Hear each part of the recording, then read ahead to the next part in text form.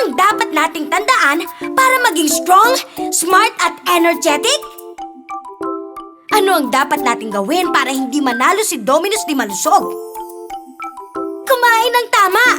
Ano ang mga food na dapat kainin? Go, grow, and glow! Palagi maglaro, maging active at exercise! Para malinis at mabango, importante ang good hygiene. At uminom palagi ng vitamins para sure tayo na magiging strong, smart, and energetic! Just like our superheroes. Sina Kid TLC at Super Anton, and our beloved national hero, si Dr. Jose Rizal o si Pepe! Alam niyo bang nang lumaki si Pepe, siya ang naging pambansang bayani ng Pilipinas? Napakatalino niyo! Naging doktor siya at magaling na manunulat. Sino ang may alam nung pamagat ng mga sinulat niya? No limitangere at El Filibusterismo!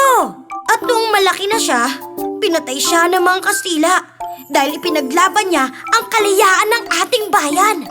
Talagang superhero, ang national hero natin na si Dr. Jose Rizal.